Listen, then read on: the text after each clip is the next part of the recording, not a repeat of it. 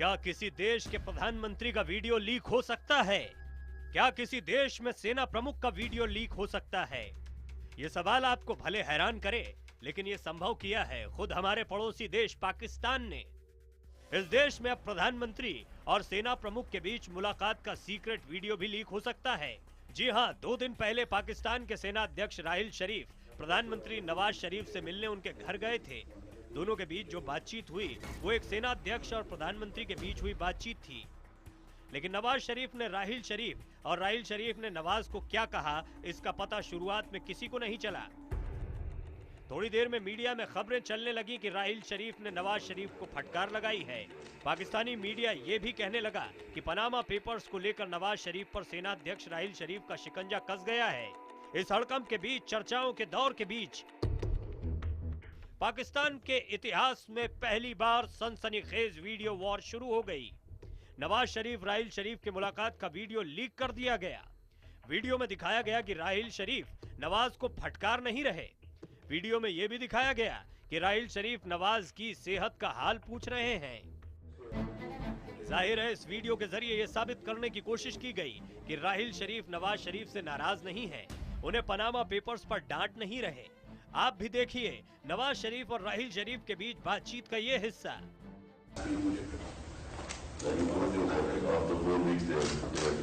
Already मुझे date दे दी हुई है, कुछ देर के बाद चला। ऑलरेडी मुझे डेट दे दी हुई है, कुछ देर के बाद चला। ऑलरेडी मुझे डेट दे दी हुई है, कुछ देर के बाद चला। बेहद ही खुफिया तरीके से रिकॉर्ड किए गए इस वीडियो का एक एक शब्द पाकिस्तान की सच्चाई का पर्दाफाश कर रहा है। दुनिया में कहीं और किसी और देश के प्रधानमंत्री और सेना अध्यक्ष की इस तरह की बातचीत रिकॉर्ड करने की कोई सोच भी नहीं सकता। लेकिन शरीफों की इस लड़ाई में अब यह हिम्मत भी दिखाई जा रही है। देखिए, सामने आई नवाज राहिल की सीक्रेट बात, शरीफों के वीडियो लीक से सनसनी।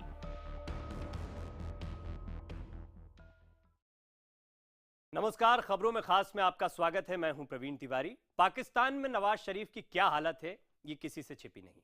इसके बावजूद वो अपनी साख बचाने के लिए क्या क्या करते हैं, क्या क्या करना पड़ता है, इसकी एक वानगी और देखने को मिली है। 3 दिन पहले जब पाकिस्तानी मीडिया में यह शोर था कि नवाज शरीफ को सेना अध्यक्ष राहिल शरीफ लताड़ लगा रहे हैं, तो दूसरी तरफ पाकिस्तानी पीएम और सेना अध्यक्ष की मुलाकात का एक वीडियो सामने आ जाता है।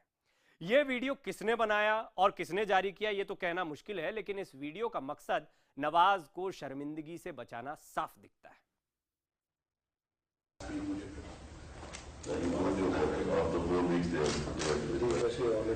मुझे डेट दे दी हुई है, कुछ देर के बाद चला। ऑलरेडी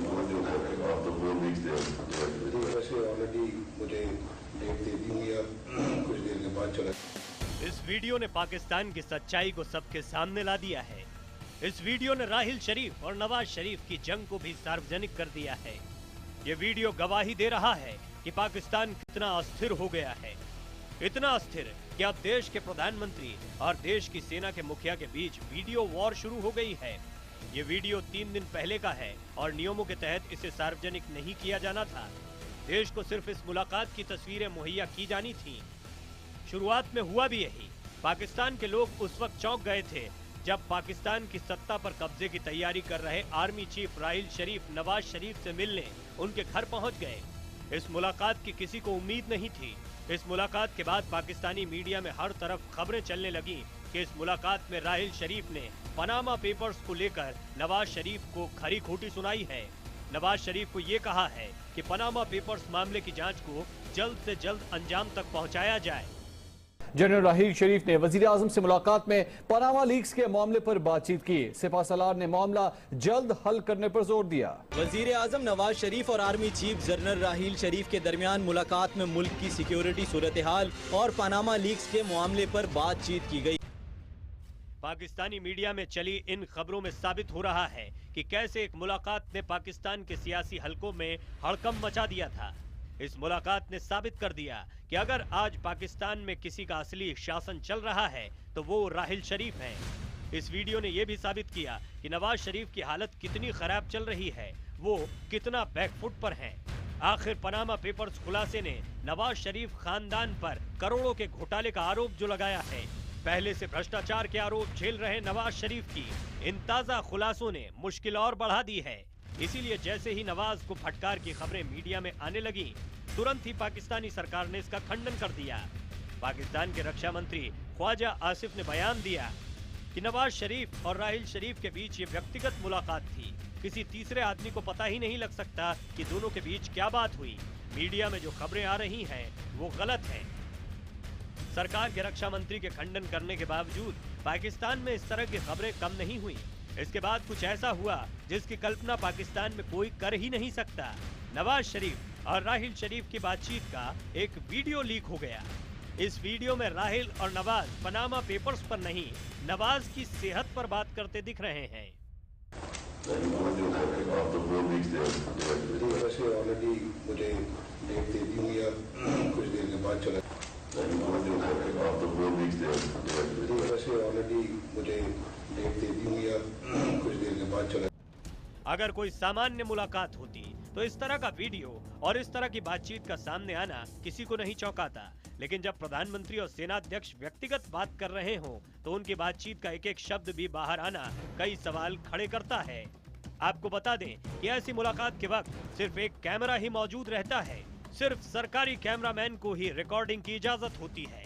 रिकॉर्डिंग करते वक्त सिर्फ तस्वीरें रिकॉर्ड की जाती हैं, ऑडियो नहीं। इन नियमों के बावजूद इस हाई प्रोफाइल वीडियो में दोनों शरीफों की बातचीत भी रिकॉर्ड हुई और सिर्फ उतना ही हिस्सा लीक किया गया जो नवाज शरीफ के हित में हो। इस वीडियो को जारी करके सरकार ने यह जताने की कोशिश की कि राहिल शरीफ दरअसल नवाज का हालचाल लेने उनके घर गए थे। इंतहाई गैर मामूली फुटेज थी। ये वो फुटेज थी कि जब इस किस्म की मुलाकात शुरू होती है, इसमें जोम आपस में जब इब्तदाई चंद खुशगवार जुमले ट्रांसफर करते हैं वो जारी हो गए और उसमें वाज़ेह तौर पे लग रहा था कि वज़ीर आज़म की सेहत के हवाले से गुफ्तगू हो रही है। वज़ीर आज़म चीफ ऑफ आर्मी स्टाफ को बता रहे हैं कि उनके टेस्ट हुए हैं, इत्मीनान बख्श हुए हैं। 4 हफ्ते बाद उन टेस्ट के बाद अब उन्हें दोबारा डॉक्टर्स एग्जामिन करेंगे। माना जा रहा है कि इस वीडियो लीक के पीछे खुद नवाज शरीफ सरकार का ही हाथ है। वीडियो में हुई बातचीत को भी जारी करके नवाज सरकार ने यह दिखाया है कि सेनाध्यक्ष राहिल शरीफ पाकिस्तान सरकार पर किसी तरह का दबाव नहीं डाल रहे हैं। अब पाकिस्तान में सवाल उठ रहा है कि प्रधानमंत्री के घर में किसकी हिम्मत हुई गैर कानूनी रिकॉर्डिंग करने की। नवाज और राहिल का ऑडियो रिकॉर्ड करने का मकसद क्या था? रिकॉर्डिंग का कुछ हिस्सा ही क्यों लीक किया गया? इस वीडियो लीक के पीछे किसका हाथ है? फिलहाल तो नवाज शरीफ सरकार ने इस आरोप से साफ इनकार कर दिया है कि वीडियो लीक में उसका हाथ है। पाकिस्तानी मीडिया के मुताबिक इस लीक कांड में नवाज शरीफ भी बहुत चिंता में है और पाकिस्तानी सरकार ने पूरे मामले की जांच के आदेश दे दिए हैं। नवाज शरीफ ने अपने सहयोगियों को कहा है कि वो जल्द से जल्द पता लगाएं कि कैसे राहिल शरीफ और उनकी बातचीत रिकॉर्ड हुई और फिर इसका वीडियो भी लीक कर दिया गया। नवाज की चिंता अपनी जगह है, लेकिन सच्चाई यही है कि इस वीडियो लीक से फायदा उन्हीं का हुआ है। Bureau report, IBN 7। Nawaz Sharif यूं ही राहिल शरीफ से दबकर नहीं रहते हैं। दरअसल इसके पीछे गरीब देश के अमीर नेता होने की छाप भी है जो उन पर लगी हुई है। एक तरफ राहिल शरीफ अपने भ्रष्ट अफसरों पर कड़ी कार्रवाई के संकेत देते हैं तो दूसरी तरफ इलेक्शन कमीशन नवाज शरीफ की दौलत का ब्यौरा सार्वजनिक कर देता है। यह बात इस ओर भी इशारा करती है कि कैसे नवाज जैसे जैसे अमीर होते गए, लोकप्रियता के मामले में वो गरीब होते चले गए।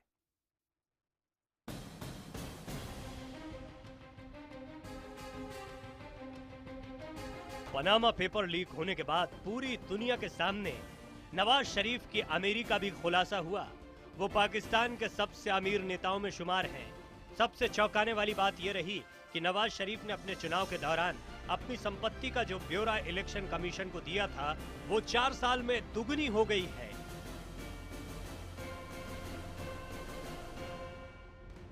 नवाज शरीफ के पास $2 बिलियन की संपत्ति है। इसमें वो संपत्ति भी है जो उनकी पत्नी के नाम पर है। 2011 में नवाज की संपत्ति 166 मिलियन थी। 2012 में यह बढ़कर 1.82 बिलियन हो गई।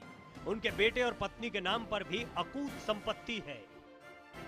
इलेक्शन कमीशन के कागज भी एक ऐसे समय पर सामने आए जब नवाज शरीफ पनामा लीक मामले में खुद पर लगे आरोपों की सफाई देते नजर आ रहे हैं। ये उनके कारोबारी वाले रूप की ही मजबूरी है कि उन्हें अपने लंबे राजनीतिक जीवन में पहली बार भ्रष्टाचार के आरोपों का जवाब देने के लिए राष्ट्र के नाम संदेश देना पड़ा। मैं चंद बुनियादी हकायक आपके सामने पेश करना चाहता हूं। पूरी सियासी जिंदगी में आज पहली बार जाती हवाले से कुछ कहने के लिए आपकी खिदमत में हाजिर हुआ हूं। पाकिस्तानी इलेक्शन कमीशन के पास जो जानकारी है उसके मुताबिक नवाज के बेटे हुसैन नवाज ने उन्हें बीते कुछ सालों में काफी संपत्ति दी है। दरअसल यही सियासत और कारोबार के बीच का तालमेल है। जहां नवाज पूरी तरह सियासत पर ध्यान देते हैं तो उनकी पत्नी और बेटे व्यवसाय में जुटे हुए हैं। नवाज शरीफ के ठाठ की बात करें तो उनके नाम पर एक लैंड क्रूजर और 2 मर्सिडीज कारें हैं। उनके विदेशों में कई बैंक खाते हैं। खेती की बहुत बड़ी और महंगी जमीन उनके पास है। उन्होंने शुगर, टेक्सटाइल और पेपर मिल में निवेश किया है। पत्नी के नाम पर एबटाबाद में 8 करोड़ का बंगला है। मरी में भी उनके पास 10 करोड़ रुपए का एक बंगला है। पारिवारिक व्यवसाय में उनके नाम कई शेयर्स हैं। नवाज शरीफ खानदानी कारोबारी हैं और उन पर पहले से भी कुछ मामले चल रहे हैं। ऐसे ही एक मामले को नेशनल अकाउंटेबिलिटी ब्यूरो ने हाल ही में फिर से खोला भी है। पेपर मिल मामले में नवाज के अलावा उनके परिवार के कई सदस्यों के भी नाम हैं। जाहिर है नवाज शरीफ का ये कारोबारी और भ्रष्ट रूप जितना आगे दिखेगा उतना ही जनरल राहिल शरीफ का फायदा होगा।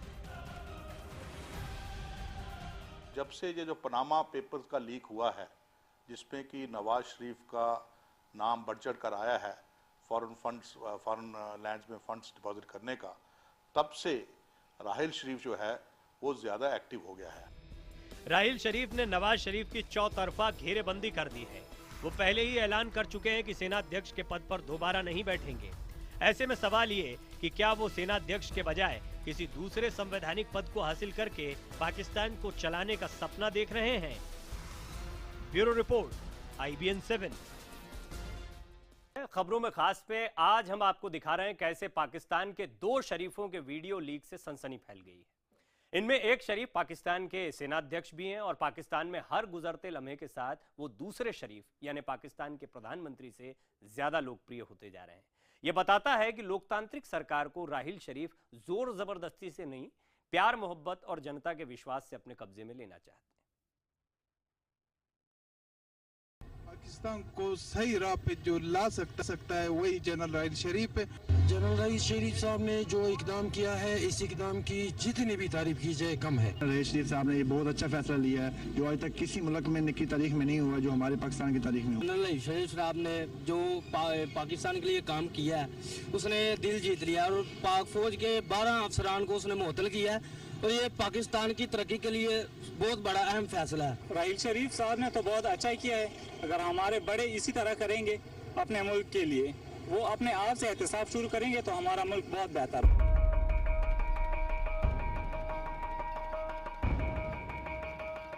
जब किसी देश के लोग अपने प्रधानमंत्री का नाम भूल जाएं, अपने रक्षा मंत्री का नाम भूल जाएं, अपने राष्ट्रपति को तो याद भी न करना चाहें और रट लगाएं सिर्फ एक शख्स की, राहिल शरीफ की, तो आप अंदाजा लगा सकते हैं कि वहां क्या चल रहा है।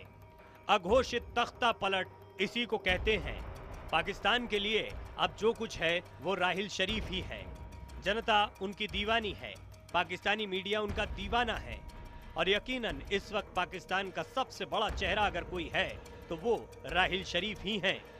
3 हफ्ते पहले ही राहिल शरीफ ने कहा था कि आतंक के खिलाफ लड़ाई तब तक नहीं जीती जा सकती जब तक भ्रष्टाचार है। जाहिर है राहिल शरीफ ने सीधा वार पनामा पेपर्स लीक के बाद दबाव में आए प्रधानमंत्री नवाज शरीफ पर किया था। इसके बाद नवाज शरीफ पर विपक्ष के हमले और तेज हो गए। इसमें तो अभी पहली किस्त आई है, अभी तो जिस तरह मैंने कहा पार्टी शुरू हुई है, अभी तो और चीजें सामने आने वाली है। जाहिर है राहिल शरीफ ने खुद को इतना ताकतवर बना लिया है कि नवाज शरीफ बौने साबित होने लगे हैं। ये तस्वीरें देखिए, पेशावर से कराची के रास्ते में आपको जगह जगह राहिल शरीफ की बड़ी बड़ी तस्वीरें लगी हुई मिलेंगी। बड़े बड़े पोस्टर, बिलबोर्ड, इनमें राहिल शरीफ की तारीफ के कसीदे पढ़े गए हैं। एक सेनाध्यक्ष के लिए इस तरह की तस्वीरें देखना भारत के लोगों को हैरत में डाल सकता है, लेकिन पाकिस्तान की मौजूदा सच्चाई यही है। यहाँ चुनी हुई लोकतांत्रिक सरकार के मुखिया नवाज शरीफ के बजाय राहिल शरीफ की तस्वीरें लगाई जाती हैं। ऐसा लगता है जैसे खुद राहिल चुनाव लड़ने जा रहे हैं, लेकिन ये चुनाव लड़ने की आहट नहीं, तानाशाही की आहट है। और इसी वजह से मौका मिलते ही राहिल शरीफ भारत के खिलाफ आग उगलने लगते हैं।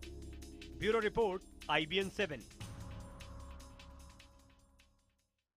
परवेज मुशर्रफ, जिया उल हक की तरह पहले गद्दी पर आकर फिर काम करने के बजाय राहिल शरीफ दूसरे तरीके से आगे बढ़ रहे हैं। पहले जनता का भरोसा जीत रहे हैं और उसके बाद ऐसा लगता है गद्दी संभालेंगे।